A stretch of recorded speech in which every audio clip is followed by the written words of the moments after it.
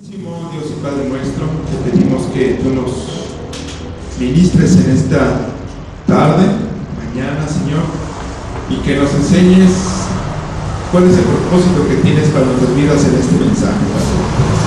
Gracias te damos, Señor, porque antes de que podamos nosotros escuchar tu palabra, Señor, tú ya tienes preparado el mensaje en cada uno de nuestros corazones. Permite, Señor, que tu siervo sea instrumento solamente, Señor, a través del poder del Espíritu Santo, Señor, para compartir aquellas verdades, Señor, que tienes preparadas para nosotros. Pues te lo pedimos y imploramos en el glorioso nombre de Cristo Jesús. Amén. Bien. Así comienza mi mensaje. ¿Alguno de ustedes ha plantado un árbol? Blanquitas, chiquitas, un arbolote así. Un arbolote. Ya, entonces una primera pregunta así. La siguiente: ¿qué hicieron o hacen para que crezca y dé fruto? ¿Qué se hace? Cuidarlo, Regarlo, cuidarlo, o sea, cuidarlo quiere decir reportarlo. que tenga agua, que tenga luz, que tenga tierra, que Ya, moverle ahí, quitarle lo que no sirve bien, las plagas, quitárselas bien. ¿Qué más? ¿Cómo se siente cuando creció y dio frutos ese arbolito? feliz. Contento, ¿ah? Bien contento porque creció el arbolito, la semillita creció. Una pregunta más. ¿Para qué usan ese árbol? Dice Isa en el piso sus necesidades. ¿Sabían para qué habían plantado el árbol o no? O sea, cuando lo plantamos, ya planté el árbol. A futuro sabíamos para qué lo íbamos a usar. Pues yo creo que para que se viera bien en mi casa o en mi familia, para que dé sombra, ¿no? Para que dé si es de sombra. frutos, pues igual para que dé frutos. Entonces tenía un propósito, dar sombra, ¿verdad? Un propósito para hacer sombra y otro para que vean que cuido también, ¿verdad? O sea, pues, a veces esta pregunta no la tomamos en cuenta. A veces no la tomamos en cuenta. Yo lo puse ahorita un árbol porque si ahora con los papás dijera, cuando tenemos un hijo, planeamos un hijo o tenemos un hijo y a ver qué pasa. Y no pensamos que va a ser un hijo, ¿ah? Digo, pongo un árbol porque están David y Pablo y pueden entender más esa parte. Pero si yo lo dijera en el caso de un hijo, a veces, ¿por qué tienes hijos? Preguntas, ¿y por qué tienes un hijo? ¿Y para qué quieres un hijo? Y las preguntas vienen más allá de lo que nosotros pensamos. Me las han hecho a mí y siempre me han preguntado, ¿y por qué tuviste un hijo? ¿Querías preservar tu apellido? ¿Querías que alguien se pareciera a ti? ¿Querías que dejar marca por aquí en el mundo? Pueden ser propósitos muy simples, ¿verdad?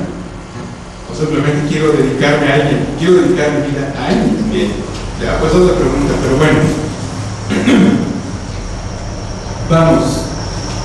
Ya me regresé, ya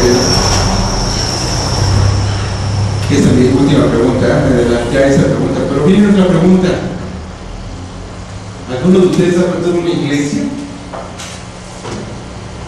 Una iglesia, y cuando me hacían yo mismo la pregunta, dije, no he plantado una iglesia, esta es la primera.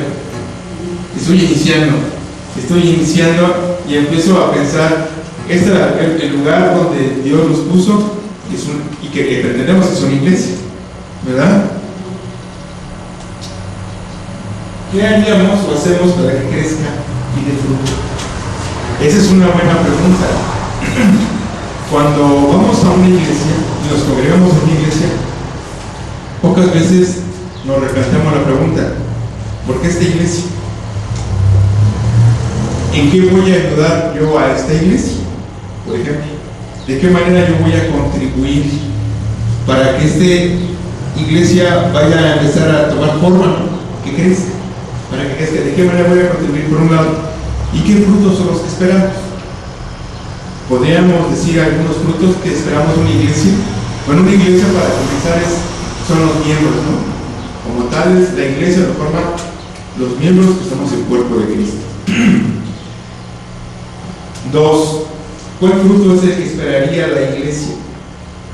O sea, para que decir que va creciendo o va en buen camino, podríamos llamarlo que hay más número de personas congregándose, un número más de iglesia.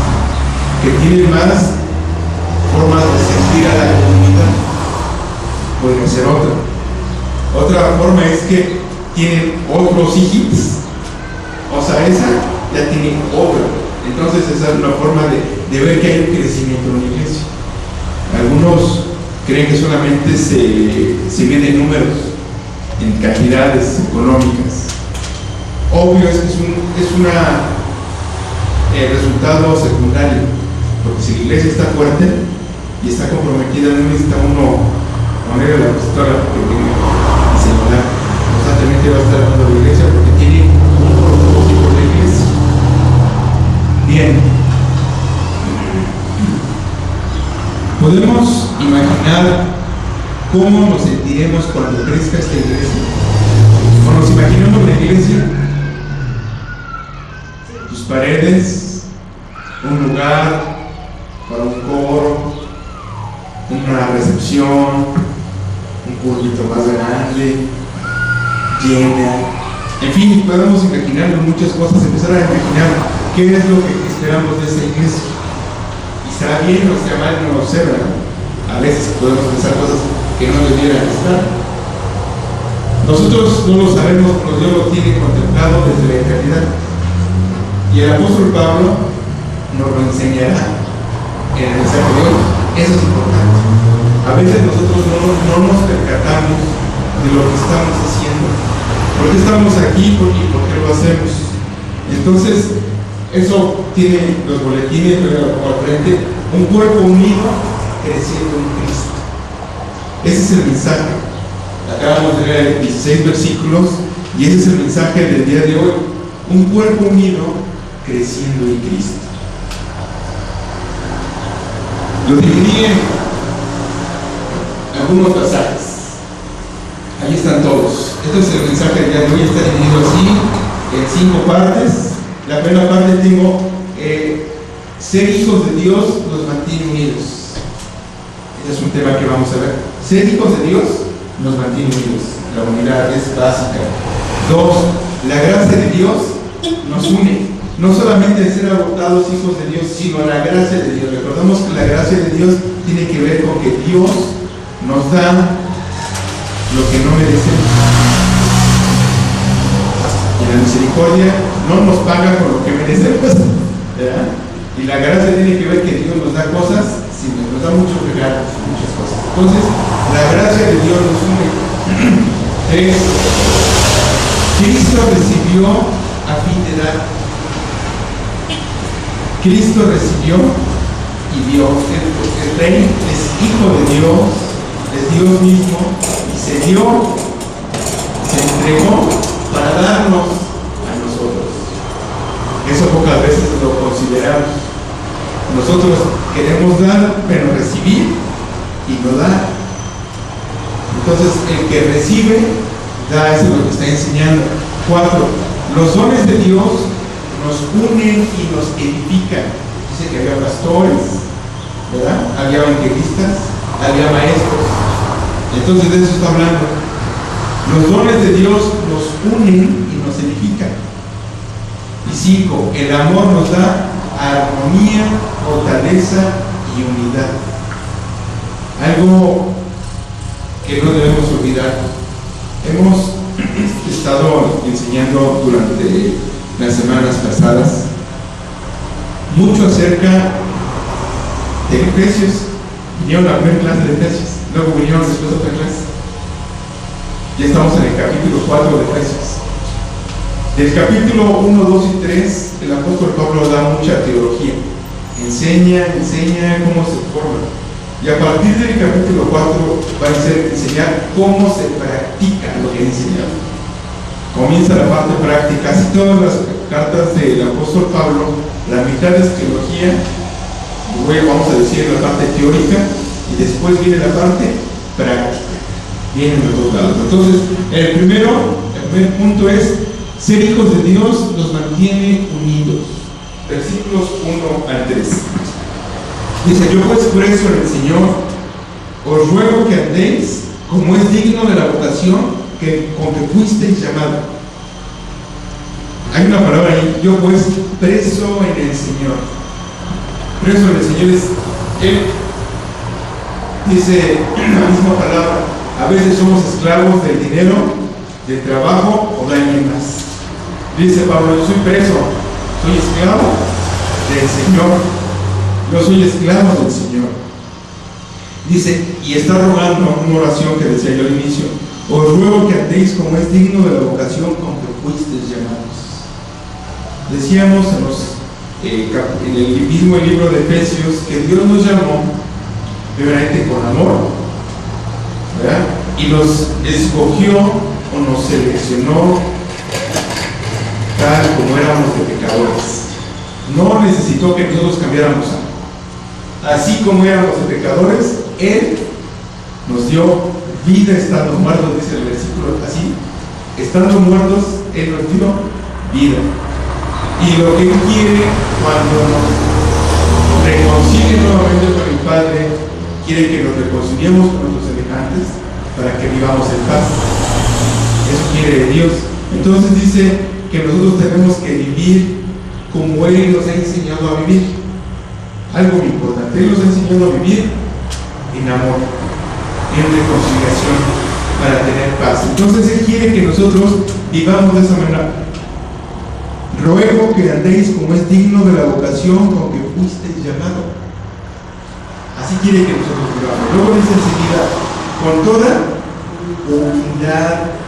Una persona humilde es una persona sencilla, una persona que no le importa si tiene mucho dinero o poco dinero. Es una persona sencilla, no anda luciendo y haciendo alarde de lo que conoce o no conoce, de lo que tiene o no tiene.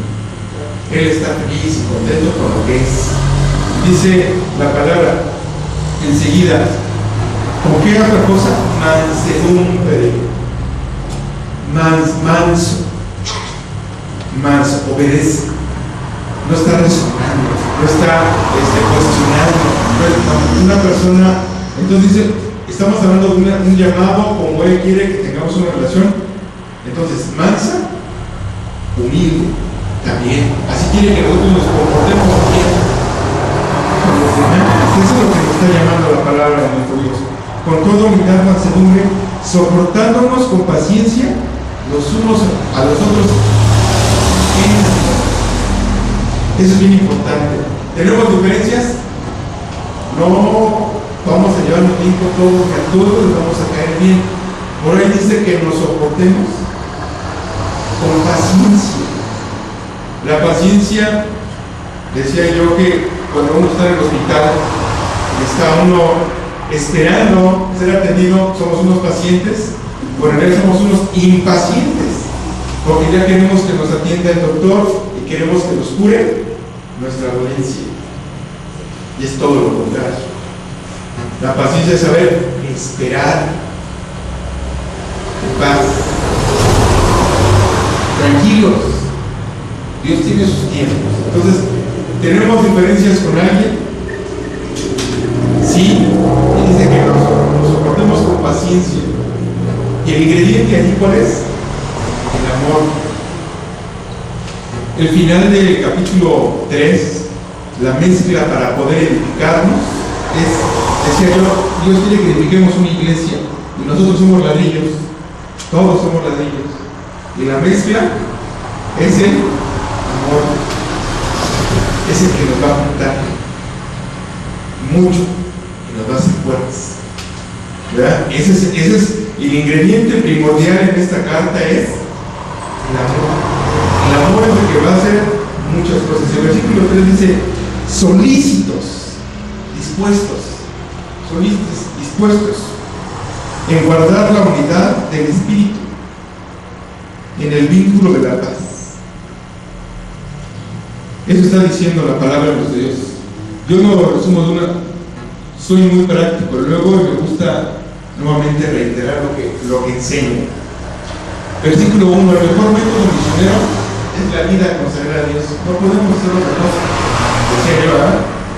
Él nos enseñó a amarnos, Él trajo una reconciliación y así tenemos que vivir nosotros. Dos, las cualidades que Cristo demanda de nosotros son aquellas que Él mismo manifestó en su ejemplo. Humildad, ¿verdad? Dice, aprended de mí que soy manso y humilde. O si hay algo que imitarle, y Él dice que lo imitemos, enséñanos muchas cosas. Él dice, aprender de mí que soy manso y humilde. Eso es lo que hay que aprender. 3. Aunque realmente la paz es un don impartido por el Espíritu Santo, es a la vez resultado del esfuerzo humano. Es un esfuerzo grande en nuestros corazones, en nuestra vida total, tener la paz.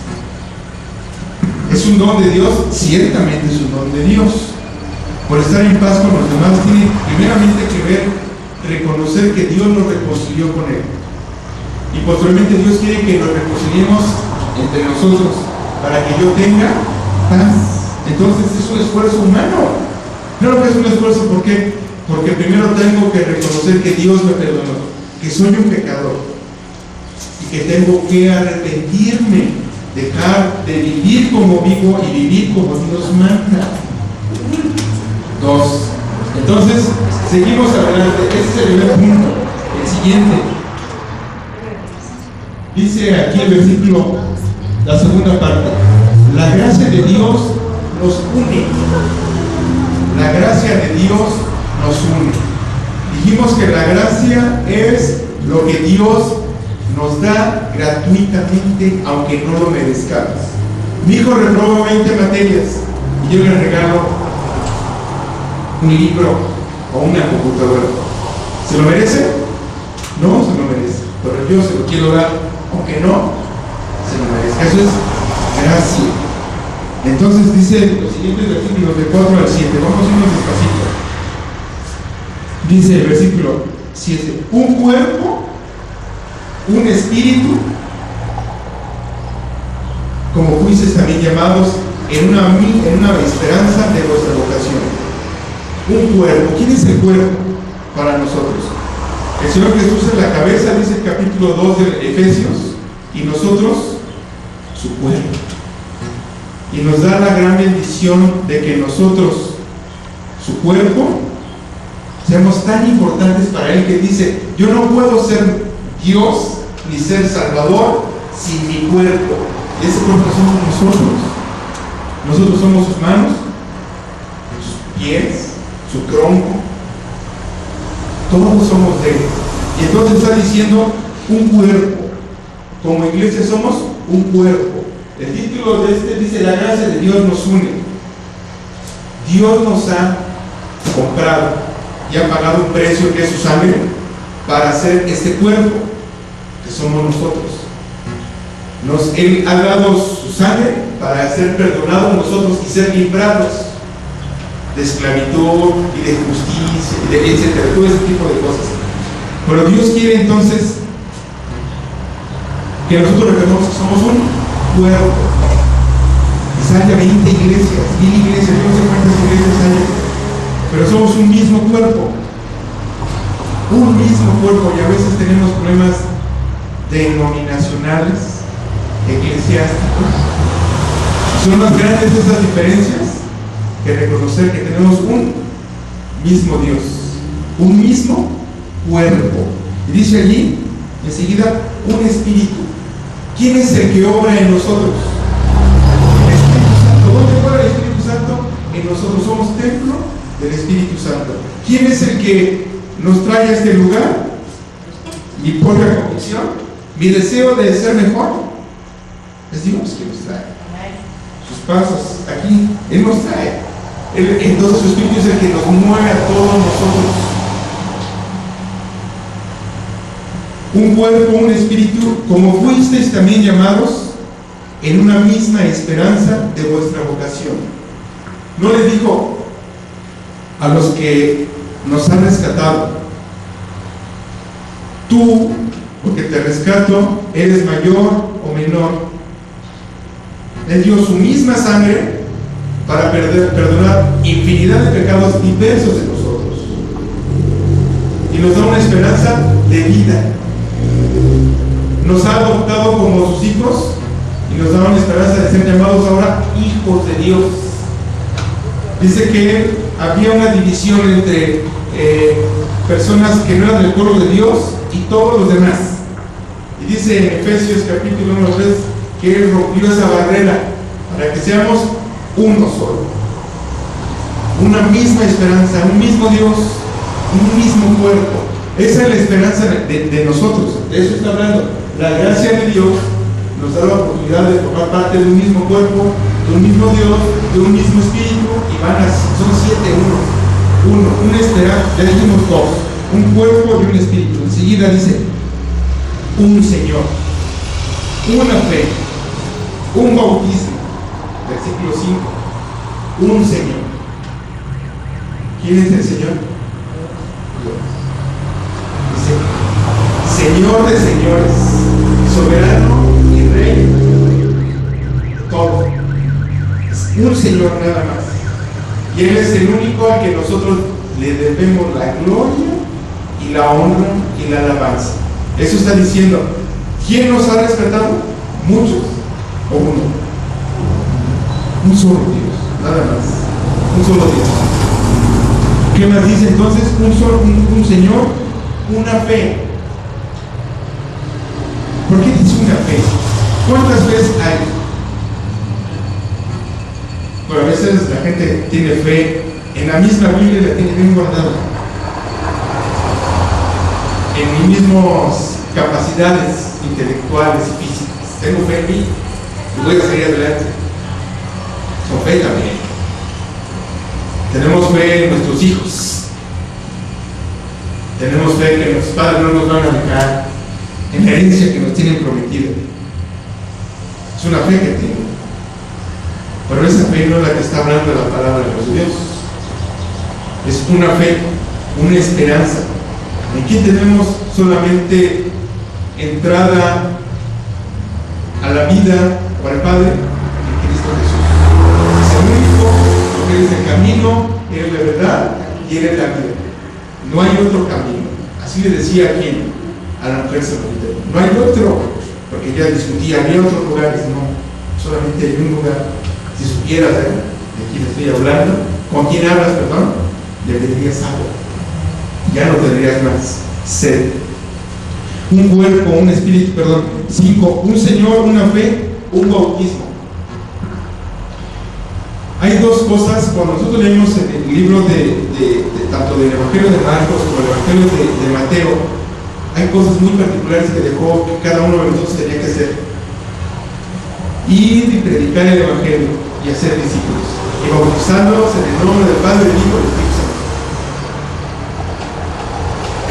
Cosas muy específicas y muy claras que hiciéramos. Entonces, ¿qué es lo que tenemos que hacer? Dice Mateo, ir y hacer discípulos.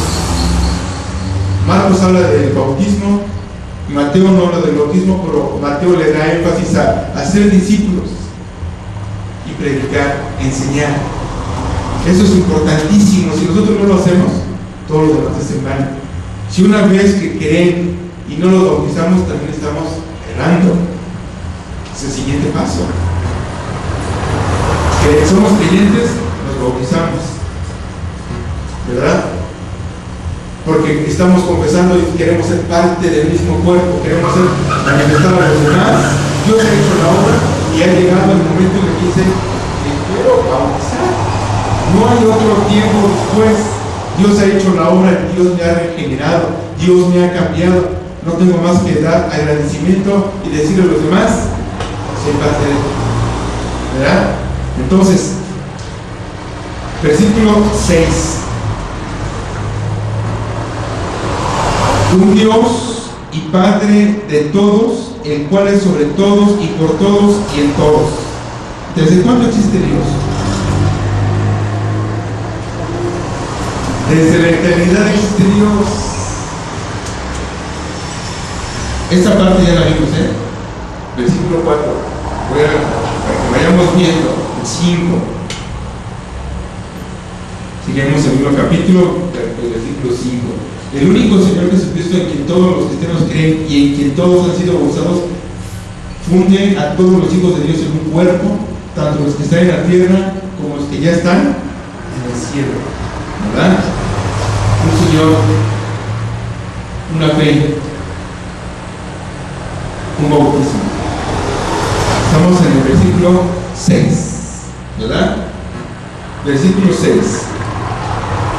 tantitito nada más, dice: tocante a la primera persona de la Santa Trinidad, como Padre es sobre todos, puesto que ejerce el control sobre todos, es el Padre, ¿verdad? Creador. Él es, no obstante, también por todos, ya que nos bendice a todos por medio de Jesucristo. Y en todos, porque nos atrae cerca de su corazón en el Espíritu. De este modo tenemos la convicción de que adoramos a un Dios, no a un Dios obrando de tres maneras diferentes en nuestra vida. Pone todo a nuestro alcance. Porque si no hubiéramos escuchado la palabra de nuestro Dios, si no hubiera puesto Dios a alguien que viniera y nos predicara. Después entender cómo poder reconciliarnos con Él, después seguir creciendo, viviendo en nosotros.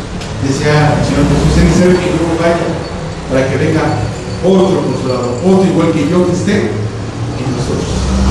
Y ese es el Espíritu Santo. Entonces, versículo 7: pero a cada uno de nosotros fue dada la gracia conforme a la medida del don de Cristo. Todos somos predicadores, todos somos maestros, todos tenemos la oportunidad de convivir y de compartir fácilmente con los demás. No, cada uno de nosotros tiene diferentes dones muy particulares, bien particulares, no todos tenemos los mismos. Si a mí me preguntan, dije que yo no era maestro de niños, soy más maestro de jóvenes y de adultos. Mi esposa es maestro de niños. Aunque los dos predicamos y enseñamos,